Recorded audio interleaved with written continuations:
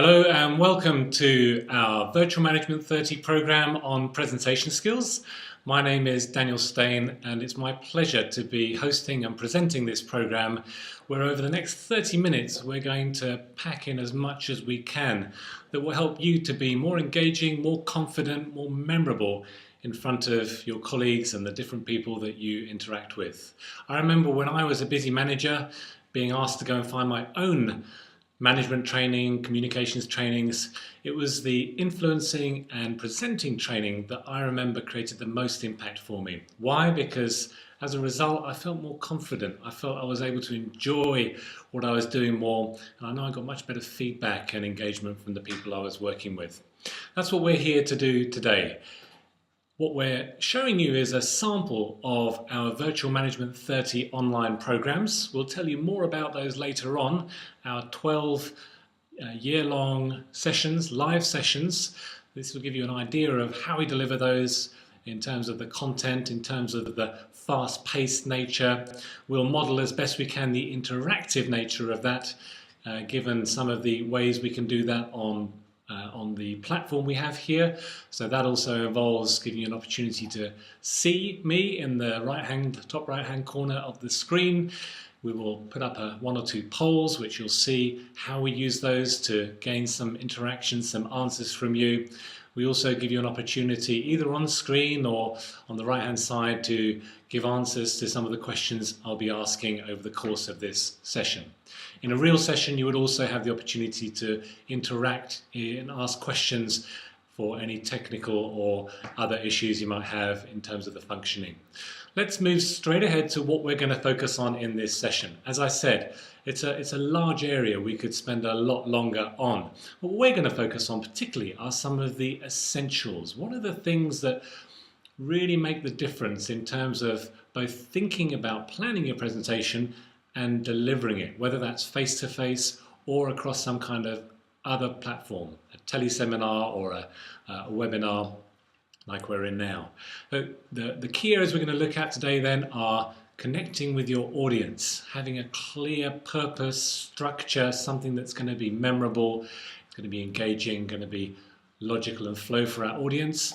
Then more to the how of what we're doing, the idea that we can engage and really bring to life the material that we perhaps have often been asked to present on behalf of others, and then to make that sing across different types of media, whether you're using something with some visual components like this, or perhaps where you just got the voices, people can only hear your voice or work with you that way via a teleconference. So we're going to provide you with some ideas, some tips. We know that you're already doing some of this right, and it's worth acknowledging that as you go through to say, these are the areas where I'm already strong, this is already working, and also to see where are some things that I could be doing more or choosing to do things differently. Before we move into the content, we'd like to see where you all are in the world. In real life, you'd be able to click on this map. I'm going to ask a couple of participants on this session just to show us where in the world they are. We have someone here in Western Europe where we're based, and also someone who looks like they're just off the coast of the Western America. So these programs are available globally, and it's good just to see where we all are.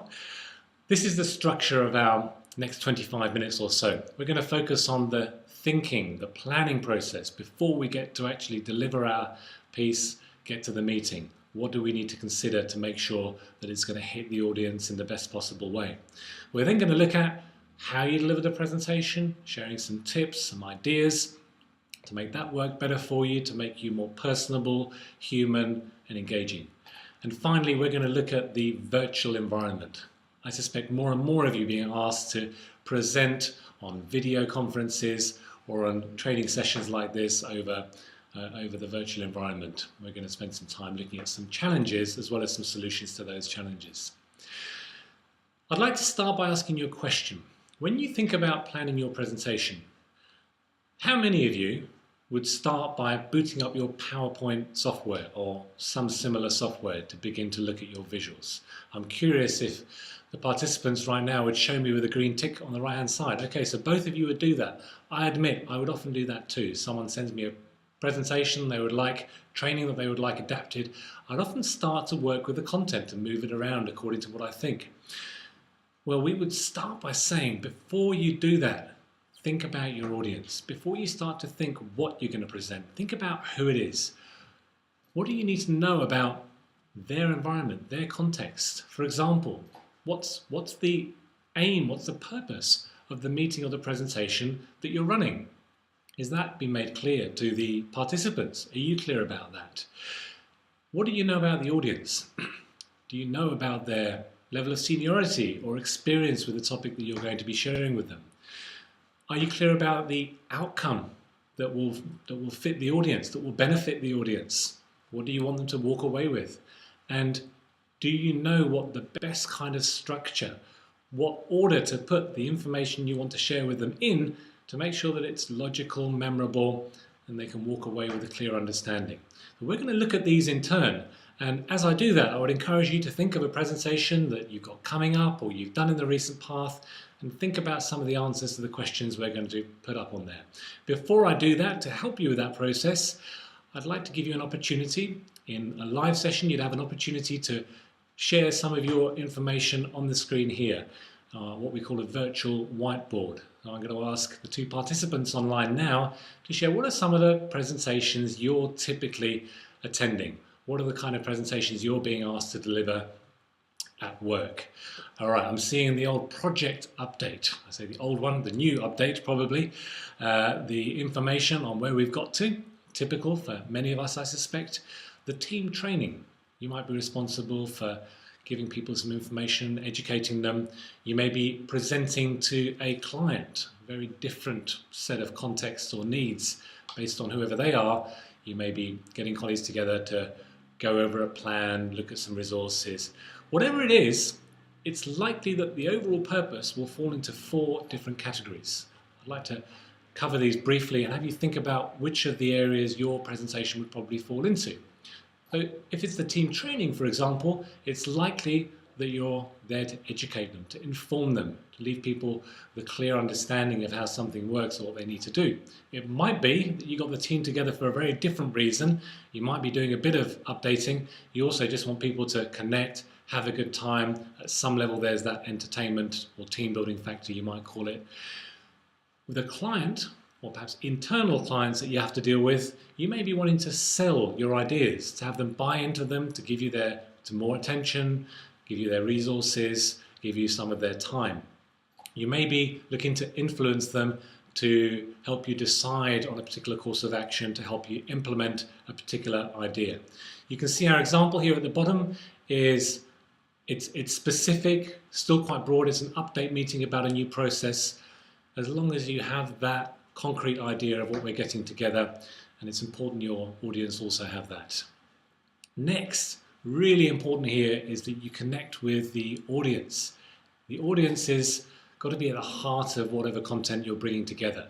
So for example, have they been to this kind of a update or training session before? What might they be expecting? What did they experience previously? What are they feeling about this topic? Is this something that's leaving them a bit cold because of the previous experiences they've had? Is it something they're genuinely interested in because it relates very closely to their area of expertise or interest? Is it something they might be feeling a bit ambiguous about? And critical is, what are their priorities? I wonder, how often have you been in the meeting where you sat there and after a while wondered, why am I here? How does this relate to what I've got to do, what I'm being measured on, my KPIs? Are you clear enough about what your audience needs? I call them the hot buttons, what they're thinking about if they're awake in the middle of the night or on a Monday morning when they're coming to work, if that's the first day of the week. Be clear at least as to what their needs are, and then you can begin to structure your content. Before you do that though, what are you trying to achieve? What's your outcome? You might call it your objective. So as I suggested earlier, if it's a training, are you clear about what you want them to know or to be able to relay to other people? What are the benefits? Again, if I was going to underline one thing here about the audience, it's the what's in it for me, or rather them. So if it's a senior person, they're likely to be interested about how your proposal is going to affect the company's bottom line or their competitive position. If it's a manager, similar to yourself perhaps, they're probably interested in what's going to make things more effective, more consistent, keep the quality. If it's, well, everyone is interested in how their life can be easier, more enjoyable, more productive, perhaps have more easy-going relationships with other departments. So be clear about what it is you're actually speaking to. You may want to articulate some of those benefits. And how do you want them to feel? So for example, do you want them to feel enriched, feel clarified, feel like they want to know more? Or are they going to feel resentful? Are they going to feel confused? If you're not clear about what those outcomes are, you may leave them with some of that ambiguity. So be clear about the final outcome for your audience. Now let's look at structure. Now before I talk about structure, if you remember at the beginning of this session, I told you a little bit about myself and why this kind of training had been useful to me. It's often a really good idea to find a way of engaging people, hooking people in before you tell them about what you're doing. An example, a story, something that, if possible, relates to your experience so that it comes across really genuinely and sincerely. If not, you might start with a quotation or a reference, or even better, a question to get people thinking. Then you can introduce what you're going to be talking about. If you haven't already, make the purpose of the meeting clear. What are the outcomes you're hoping for the presentation? By the end of this presentation, I want you all to be clear about the exact way we're going to implement this process. And then you can go into the content. You may want to preface some of your main points. Particularly if you've got senior people in the room, they will be interested in what are we going to cover here? Is this going to meet my objectives? Is this going to be a valuable use of my time? Give people an idea of what you're going to say, and then you can move into the main body of the presentation. What are we talking about? And we recommend, research says that people remember content when it's chunked up into 3, 5 or 7 parts, if it's a longer presentation. I'd say most people would be able to remember 4 or 5 different pieces of information or different chunks, and then they might struggle if you were going to ask them afterwards. So if you can, try to pare it down. Given what you know about your audience, get the most relevant parts that you need to give them and give those to them first. So think about the right sequence. It may be that there's some background or some issues you want to share with people, and you would start with those.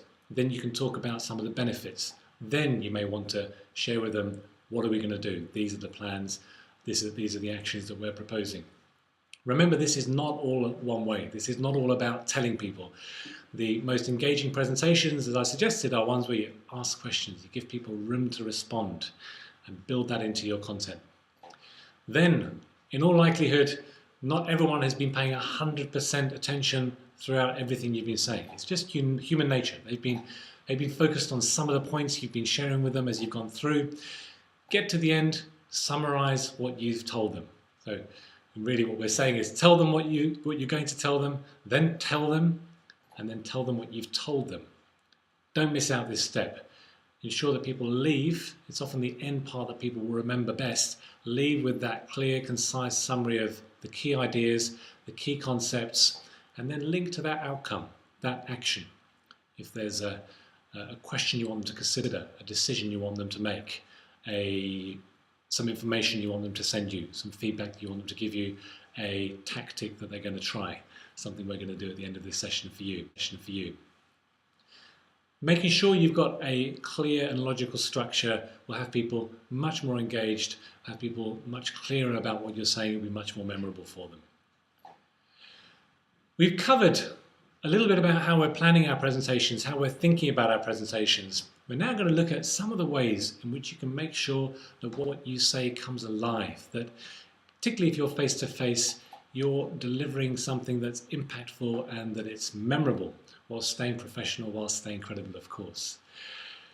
Here are some tips that we'd like to share with you, and in some ways we've shown you these as we've been going through already. Remember the importance of engaging people at the beginning, middle, or the end of a presentation. Think of different ways to do that. I remember once a colleague of mine would always put up a cartoon at the beginning of every session that he ran. It got a bit predictable, and frankly after a while, even though they were funny, it seemed like it was a bit too much. So mix it up, vary it, not just full of anecdotes, perhaps some questions, perhaps some suitable relevant references. Another area that we would really have you think about, particularly in business where we perhaps have been told not to express much emotion, is to think about how we're expressing what we're saying. What I mean is, if you're excited about something or if you're concerned about something, are what you're expressing through your face, through your body language, is it aligned with what you're saying? Because research says that people will focus on what they see rather than what they hear if it's not aligned. That means if I'm telling you about this fantastic new product, but I'm saying it in a monotone, you're probably going to read more into that tone of voice that sounds completely uninterested, even though inside I might feel very passionate. So being aware of that, the intonation, the variance, the vocal variety that we add to whatever we're sharing to people. Make sure that's varied. The power of the pause. Whenever I hear a presenter pause, I immediately start thinking about what they've said. Or if that's completely clear to me, what might they say next? Or what questions have I got? For you as a presenter, it's critical for you to engage with the audience. The pause might be an opportunity to look around the room, see where people are. Are they looking perturbed? Are they looking out of the window? Are they looking at their handheld? Where are they? I have a colleague who comes back after a day's work with a client and he'll reel off so many stories and examples and ideas that he's been thinking of. And in a way, I always want him to slow down because I can only think of, when I'm tired, I can only think of so many things at once. Use that pause in the same way that you would write a piece of prose or an email and space it out. Space out what you say. Again, back to the varying concept, you can use different volume. Sometimes saying something more quietly will draw people in, and then you may want to say something louder to emphasize it. So be aware of your ability to use that, but also what your audience need, depending on the size of your room, depending on what language they're used to hearing, what terminology they're used to hearing. You may need to be faster, or you could be saying things much more conversationally or faster. If you're face-to-face, use the space you have. The ability to come across as confident is often projected through our use of space, being able to walk around, come across as energetic, use those gestures to emphasize what we're saying, bring it to life. We recommend using both hands, doing that symmetrical, free-flowing. It can add so much more emphasis and energy and bring to life the points that you've got to make. One thing I didn't mention, which in business I think is often forgotten, is the smile. Perhaps we're used to delivering pretty, how shall I put it, not very light topics, and yet a smile can often just bring a bit of humanness. Think about how you can make what you do a little bit more human. I'm going to leave you with some tips in this area. Think about what you need to do to come across as engaging. A friend of mine, a well-known public speaker, he always says to senior leaders, if you're going to be in the room, be in the room. What he means there is make that decision to just be there 100%. So that might mean that you spend a bit of extra time preparing, really getting to know your audience, getting familiar with your content to the level where you can pick at it from any point. If someone asks you a question, you've got some personal insights and examples. If you think about going to a new audience, you might want to consider, well, what are some of their protocols around presentations? Do they use a lot of slides and visuals technology, or do they prefer not to? How do they expect us to be dressed? Are they a casual organization, or is the protocol much more formal? Do I need to wear a tie? So think about what your audience is expecting and how you're going to make them feel comfortable, how you're going to be accessible to them. The first impressions, so vital. They're made within seconds, particularly based on what people will see there. One other critical point, we often have technology, slides, PowerPoints, flip charts. If you're using these, stay in control of them. What I mean by that is if you're putting up a slide, sure, give people a bit of time to read it, then make sure you're adding to it. I had someone recently say to a colleague, you're paid too much money just to push buttons and read slides. And I often get that frustration if someone's reading slides of give it to me, I'll read it. So know your slides, control your visuals, give people handouts at a point where you're happy for them to read them. Make sure that you are center stage if you're presenting. and that anything behind you or in front of you is being controlled. Let's now look at the third part of this presentation. We've talked about what you're going to deliver, thinking about that, how you're going to deliver it. Let's look at some of the new ways in which we're often being asked to deliver these days, whether it's a teleconference or a virtual seminar. I'd like to open up my presentation here to a couple of colleagues and get some examples of the challenges. If you've been presenting or you've been a participant in a virtual presentation, what are some of the things that makes it harder to do that over the virtual space? Well, yes, let's face it, technology, if it works, is great. The technical issues can often slow us down. I find that really making sure I have someone on hand to help me with those technical issues can help it flow, or I know where to go to.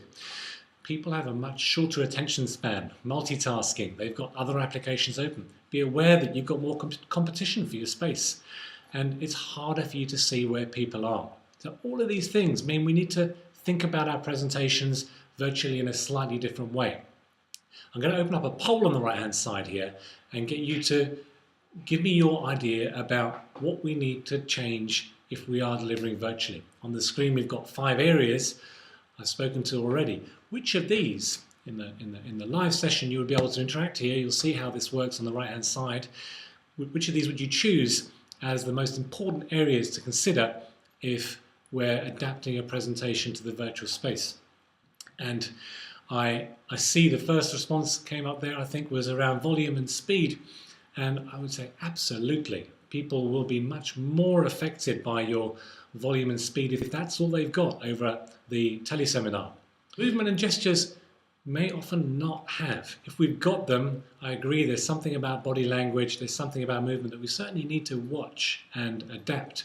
In fact, you've probably noticed I'm using gestures reasonably limited because if you've got an opportunity to use video, it works differently. It can often scramble the screen a little bit if we're using too much of the movement. Back to the top, the intonation. We really want to underline the importance of intonation because if, again, you have no body language, or even if you've got some visuals, it's so important that at least what you're saying is varied, that we're using those opportunities to bring people in. Facial animation, you're coming across sincerely, you're giving what eye contact you can, using those pauses. In the virtual environment, you may want to be a bit clearer about what happens in those pauses. Long silences are never particularly engaging on the airwaves. You may want to think a bit differently about what you do in the virtual environment. And we've got some tips here we'd like you to consider. If you've got the opportunity to use visuals, we would say use more rather than less. Perhaps in the face-to-face environment, you want to make sure that you're limiting that and there's more of you. On screen, it's better to have a few more changes, using some of the arrows, or you may have some underlining or highlighting opportunities, circling, just to give a bit more action to what people are seeing. We've talked about intonation. If you have a video camera, it's a great idea to use it. Even if you limit that to the beginning of a meeting, or I know one group who would always share photographs if they don't have a video camera, to add that human element, particularly for the presenter. People often relate to some image they have in their mind. If you can make that real, it really helps. Use what interaction you can. Teleconferences, virtual, it helps to invite people to speak more often rather than less. Stay in control of it, but make sure that you've got people thinking. Even discussing is now possible on WebEx platforms such as this, or on teleconferences. But we've shared with you some tips for the virtual environment, for the face-to-face environment, and how you need to think about planning your presentations before you even get to the point of delivery. We'd like to leave you with some tips, some ways that you can begin to enhance what you're doing. Some of these you'll be doing, some of these there's no doubt you could improve or add a bit of emphasis to. Whether it's the time you take to plan your next presentation, thinking through the audience in particular, what you're presenting, the sequence, how you're bringing it to life, the how, if you have a quiet voice, for example, or a tendency to stand in one place for the whole presentation, think about using that space, think about varying that tone, varying that volume. Think about how you're using your visuals, how you're bringing more variance to engage people. Put yourself in their shoes. They've got to sit there through 15 or 30 minutes or more sometimes of what you've got to say. We're going to leave you with these tips. Really encourage you to choose one of these, put it in a place you can remember it, apply it to your next presentation. We really wish you well with that. Before we end, we'd like to spend a little bit of time telling you about the opportunity for you to engage with us on more sessions like this. As I mentioned up front, this program is a sample of the Virtual Management 30 programs we have available. If you go to our website here, virtualmanagement30.com, you'll see a full list of the programs that are available. It works on a monthly basis. You can subscribe to up to 12 months of programs, which will take place on a given date. We give you a couple of time options and you get to participate live. Give your challenges, ask your questions, give your responses. If you miss it, we will always record it for you. You get the opportunity to view it at a time that works for you. We have 3 different subscription levels, so if 12 sessions feels like too much, you can also subscribe to 6 sessions. We also give you an opportunity in one of our packages to have a couple of coaching sessions, which means an hour perhaps before and after the training session with a coach, a trainer such as myself, working with you and your specific needs, your challenges, and getting an opportunity to think through and strategize about how you can apply the content we talk about to those. You get that access to ourselves between sessions too. If you have questions or issues you'd like us to bring up, we are open to those. We'll interact with you around those. And we'll also be sending you materials before the session and after the session to help embed the content that we're sharing with you. In that way, it helps to get all of those points we've packed into half an hour, an opportunity to work those through different scenarios and come back to them, remind yourself of them, and read and see different ways of applying them. We'll give you an opportunity to plan some of those actions. So quite a lot of tools, a lot of resources. Go to the website. There's an opportunity to see what sessions we've got available, go through what I've just mentioned to you in terms of how the options you've got, and sign up there. We really hope to see you on one of these sessions soon. It's been my pleasure to run this session for you. I wish you luck with implementing the 1 or 2 actions and strategies that we've covered. I look forward to seeing you next time.